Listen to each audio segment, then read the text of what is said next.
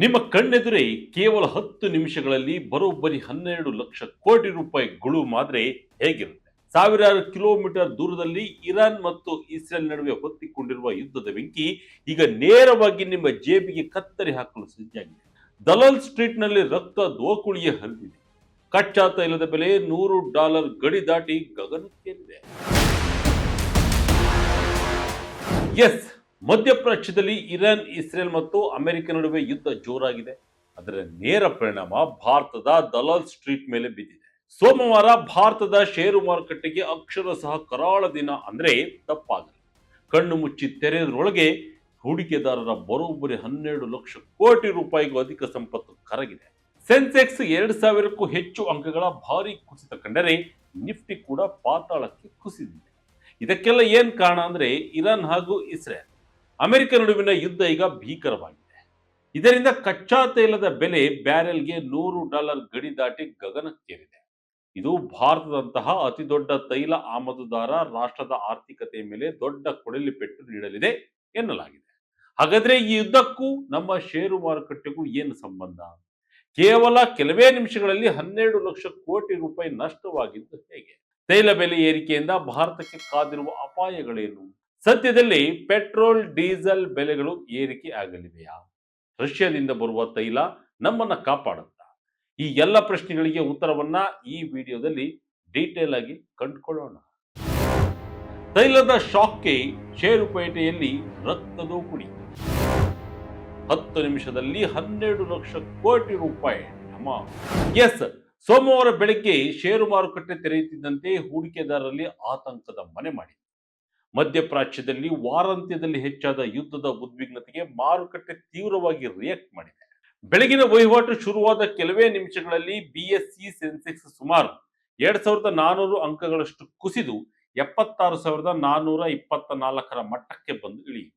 ಅದೇ ರೀತಿ NSE Nifty 50 ಕೂಡ 700ಕ್ಕೂ ಹೆಚ್ಚು ಅಂಕಗಳನ್ನು ಕಳೆದುಕೊಂಡು 23,750ರ ಸಮೀಪಕ್ಕೆ ಕುಸಿದಿದೆ. ಈ ಭಾರೀ ಪತನದಿಂದಾಗಿ ಬಿಎಸ್ಇಯಲ್ಲಿ ಲಿಸ್ಟ್ ಆಗಿರುವ ಕಂಪನಿಗಳ ಒಟ್ಟು ಮಾರುಕಟ್ಟೆ ಮೌಲ್ಯದಲ್ಲಿ ಬರೋಬ್ಬರಿ 12.39 ಲಕ್ಷ ಕೋಟಿ ರೂಪಾಯಿಗಳಷ್ಟು ನಷ್ಟವಾಗಿದೆ. ಕೇವಲ 10 ನಿಮಿಷಗಳಲ್ಲಿ ಒಟ್ಟು ಮಾರ್ಕೆಟಿನ ಮೌಲ್ಯ 437 ಲಕ್ಷ ಕೋಟಿ ರೂಪಾಯಿಗೆ ಕುಸಿದಿದ್ದು, ಸಾಮಾನ್ಯ ಹೂಡಿಕೆದಾರರಿಂದ ಹಿಡಿದು ದೊಡ್ಡ ಸಂಸ್ಥೆಗಳವರೆಗೆ ಎಲ್ಲರ ಸಂಪತ್ತಿಗೂ ದೊಡ್ಡ ಪೆಟ್ಟು ಬಿದ್ದಿದೆ. ಎಲ್ಲ ವಲಯದ ಷೇರಲ್ಲಿ ಭಾರೀ ಮಾರಾಟ. ಬ್ಯಾಂಕಿಂಗ್, ಆಟೋ ಷೇರುಗಳು ಪಾತಾಳಕ್ಕೆ. ಇನ್ನು ಈ ಕುಸಿತ ಕೇವಲ ಒಂದೆರಡು ಕ್ಷೇತ್ರಗಳಲ್ಲಿ ಸೀಮಿತವಾಗಿರಲಿಲ್ಲ. ಸೆನ್ಸೆಕ್ಸ್ನ ಎಲ್ಲಾ ಷೇರುಗಳು ನಷ್ಟದಲ್ಲಿಯೇ ವಹಿವಾಟು ನಡೆಸುತ್ತಿದ್ದವು. ಇಂಡಿಗೋ ಷೇರುಗಳು ಸುಮಾರು 8% ಕುಸಿದಿದ್ದು, ಅತಿ ಹೆಚ್ಚು ನಷ್ಟ ಅನುಭವಿಸಿದ್ರೆ ಟಾಟಾ ಸ್ಟೀಲ್, ಲಾರ್ಸೆನ್ ಮತ್ತು ಟೂಬ್ರೋ, ಸ್ಟೇಟ್ ಬ್ಯಾಂಕ್ ಆಫ್ ಇಂಡಿಯಾ ಮತ್ತು ಮಾರುತಿ ಸುಜುಕಿಯಂತಹ ದೈತ್ಯ ಕಂಪನಿಗಳ ಷೇರುಗಳು ತಲಾ 5%ನಷ್ಟು ಕುಸಿತ ಕಂಡಿವೆ. ಇನ್ನು ವಲಯವಾರು ಸೂಚ್ಯಂಕಗಳನ್ನು ನೋಡಿದರೆ ನಿಫ್ಟಿ ಪಿಎಸ್ಯು ಬ್ಯಾಂಕ್ ಸೂಚ್ಯಂಕವು 5%ಕ್ಕಿಂತ ಹೆಚ್ಚು ಕುಸಿದು ಅತಿ ಹೆಚ್ಚು ನಷ್ಟ ಅನುಭವಿಸಿತು. ನಿಫ್ಟಿ ಆಟೋ ಸೂಚ್ಯಂಕ ಸುಮಾರು 4% ಕುಸಿದರೆ ನಿಫ್ಟಿ ರಿಯಾಲಿಟಿ ಮತ್ತು ನಿಫ್ಟಿ ಪ್ರೈವೇಟ್ ಬ್ಯಾಂಕ್ ಸೂಚ್ಯಂಕಗಳು ತಲಾ 3%ಕ್ಕಿಂತ ಹೆಚ್ಚು ಕುಸಿತ ದಾಖಲಿಸಿದವು. ಅಂದರೆ ಆರ್ಥಿಕತೆಯ ಪ್ರತಿಯೊಂದು ವಲಯದ ಮೇಲೂ ಯುದ್ಧದ ಕರಿನೆರಳು ಬಿದ್ದಿದೆ. ಷೇರುಪೇಟೆ ಇಷ್ಟೊಂದು ಬೀಳಲು ಏನ್ ಕಾರಣ? ಹಾರ್ಮುಜ್ ಜಲಸಂಧಿಯಲ್ಲಿದೆ ಅಸಲಿ ಆಟ. ಷೇರುಪೇಟೆಯಲ್ಲಿ ಇಷ್ಟೊಂದು ಅಲ್ಲೋಲ ಕಲ್ಲೋಲ ಯಾಕೆ ಎಂಬುದನ್ನು ನೋಡಿದರೆ, ಕಚ್ಚಾ ತೈಲ ಬೆಲೆಯಲ್ಲಿ ಭಾರಿ ಏರಿಕೆಯಾಗಿರುವುದೇ ಆರ್ಥಿಕ ಭೂಕಂಪನಕ್ಕೆ ಕಾರಣವಾಗಿದೆ. ಇರಾನ್ ಯುದ್ಧವು ಮಧ್ಯಪ್ರಾಚ್ಯದ ಉತ್ಪಾದನೆ ಮತ್ತು ಟ್ಯಾಂಕರ್ ಸಂಚಾರವನ್ನ ಅಸ್ತವ್ಯಸ್ತಗೊಳಿಸಿದೆ. ವಿಶೇಷವಾಗಿ ಹಾರ್ಮುಜ್ ಜಲಸಂಧಿಯ ಮೂಲಕ ಸಾಗಾಟಕ್ಕೆ ದೊಡ್ಡ ಅಡ್ಡಿಯಾಗಿದೆ. ನಿಮಗೆ ಗೊತ್ತಿರಲಿ, ವಿಶ್ವದ ಸುಮಾರು 20% ತೈಲ ಅಂದರೆ ಪ್ರತಿದಿನ ಸುಮಾರು 15 ಮಿಲಿಯನ್ ಬ್ಯಾರೆಲ್ ಕಚ್ಚಾ ತೈಲವು ಇದೇ ಹಾರ್ಮುಜ್ ಜಲಸಂಧಿಯ ಮೂಲಕ ಸಾಗಾಟವಾಗುತ್ತದೆ.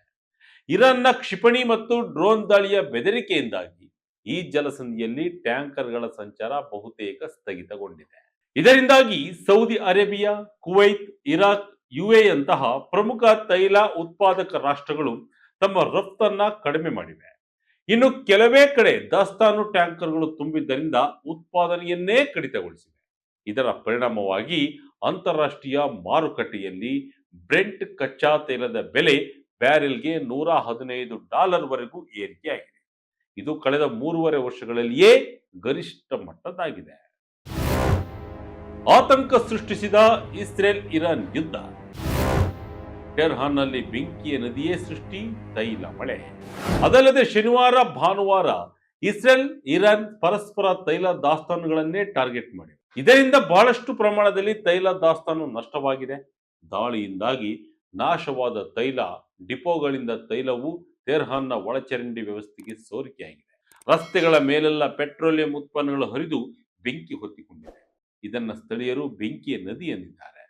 ಸಾಮಾಜಿಕ ಜಾಲತಾಣಗಳಲ್ಲಿ ಹರಿದಾಡುತ್ತಿರುವ ವಿಡಿಯೋಗಳಲ್ಲಿ ರಸ್ತೆಗಳಲ್ಲಿ ಬೆಂಕಿಯ ಜ್ವಾಲೆಗಳು ಹರಿಯುತ್ತಿರುವುದು ಸ್ಪಷ್ಟವಾಗಿ ಕಾಣಿಸ್ತಾ ಇದೆ. ಅಗ್ನಿಶಾಮಕ ದಳದವರು ಬೆಂಕಿ ನಂದಿಸಲು ಹರಸಾಹಸ ಪಟ್ಟಿದ್ದು ನಗರದಲ್ಲಿ ಇಂಧನ ಪೂರೈಕೆಯಲ್ಲಿ ವ್ಯತ್ಯಯ ಉಂಟಾಗಿದೆ.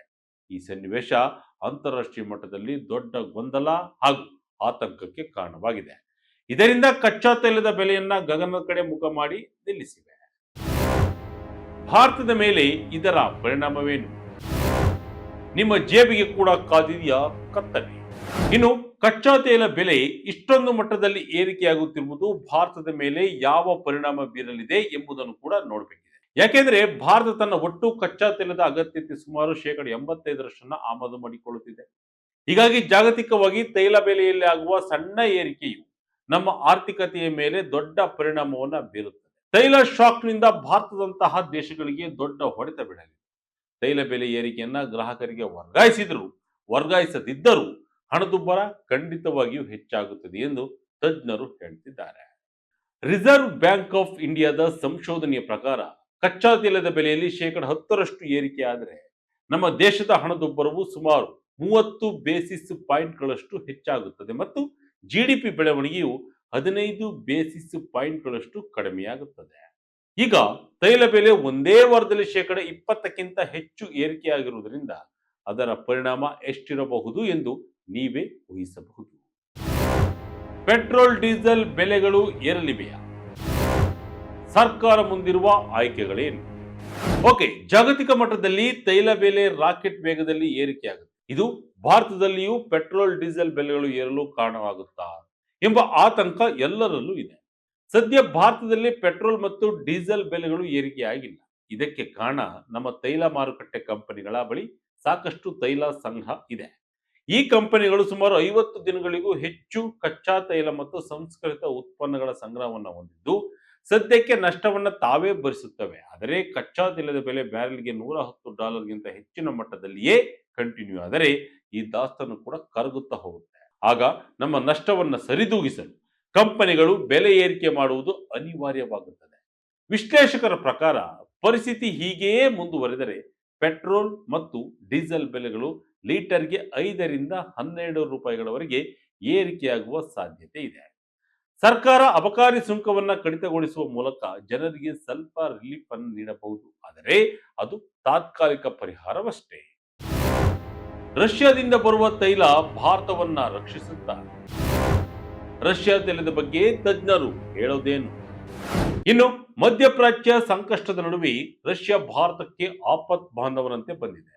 ರಷ್ಯಾದಿಂದ ತೈಲ ಖರೀದಿಸುವುದನ್ನ ಭಾರತ ಕೂಡ ಕಂಟಿನ್ಯೂ ಮಾಡಿದೆ. ಆದರೆ ರಷ್ಯಾದಿಂದ ಭಾರತ ತೈಲ ಖರೀದಿಯನ್ನ ಕಂಟಿನ್ಯೂ ಮಾಡಿದರೂ ಕೂಡ ಇದು ಸಮುದ್ರದಲ್ಲಿನ ಒಂದು ಹನಿಯಷ್ಟೇ ಎನ್ನಲಾಗ್ತಿದೆ.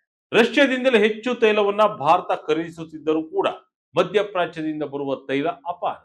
ಆದ್ದರಿಂದ ರಷ್ಯಾದಿಂದ ತರಿಸುವ ತೈಲವು ಭಾರತದ ಕೆಲವು ದಿನಗಳ ಬೇಡಿಕೆಯನ್ನು ಪೂರೈಸುತ್ತದೆ. ಅದು ಭಾರತಕ್ಕೆ ಸಾಕಾಗಲ್ಲ. ಯಾಕೆಂದ್ರೆ ಭಾರತವು ಪ್ರತಿದಿನ 5 ಮಿಲಿಯನ್ ಬ್ಯಾರೆಲ್ ಕಚ್ಚಾ ತೈಲವನ್ನ ಬಳಸುತ್ತದೆ. ಹಾಗಾಗಿ ಇದು ದೊಡ್ಡ ಮಟ್ಟದಲ್ಲಿ ಸಹಾಯ ಮಾಡುವುದಿಲ್ಲ.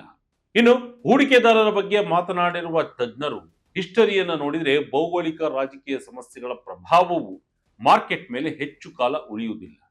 ಆದ್ದರಿಂದ ದೀರ್ಘಾವಧಿಯ ಹೂಡಿಕೆದಾರರು ತಾಳ್ಮೆಯಿಂದ ಇರಬೇಕು ಎಂದು ಸಲಹೆ ನೀಡಿದ್ದಾರೆ.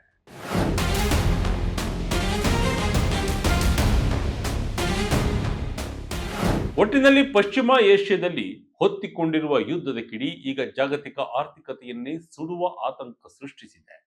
ಹಾರ್ಮುಜ್ ಜಲಸಂಧಿಯಲ್ಲಿನ ಬಿಕ್ಕಟ್ಟು ಕೇವಲ ತೈಲ ಪೂರೈಕೆಯನ್ನಷ್ಟೇ ಅಲ್ಲ, ಜಾಗತಿಕ ವ್ಯಾಪಾರದ ಮೇಲೂ ಪರಿಣಾಮ ಬೀರಲಿದೆ. ಇದರ ಮೊದಲ ಬಿಸಿ ಭಾರತದ ಷೇರು ಮಾರುಕಟ್ಟೆಗೆ ತಟ್ಟಿದ್ದು ಲಕ್ಷಾಂತರ ಹೂಡಿಕೆದಾರರ ಸಂಪತ್ತು ಕರಗಿದೆ. ಮುಂದಿನ ದಿನಗಳಲ್ಲಿ ಈ ಸಂಘರ್ಷ ಯಾವ ಸ್ವರೂಪ ಪಡೆಯಲಿದೆ ಮತ್ತು ತೈಲ ಬೆಲೆಗಳು ಎಲ್ಲಿಗೆ ತಲುಪಲಿವೆ ಎಂಬುದರ ಬಗ್ಗೆ ನಿಮ್ಮೆಲ್ಲರ ಜೇಬಿನ ಆರೋಗ್ಯ ನಿಂತಿದೆ. ಒಂದು ವೇಳೆ ಯುದ್ಧ ದೀರ್ಘಕಾಲ ಮುಂದುವರಿದರೆ ಹಣದುಬ್ಬರ ಬಿಸಿಯ ಜೊತೆಗೆ ಪೆಟ್ರೋಲ್ ಡೀಸೆಲ್ ಬೆಲೆಯ ಏರಿಕೆಯ ಬರೆಯನ್ನ ನಾವು ಎದುರಿಸಬೇಕಾಗಬಹುದು.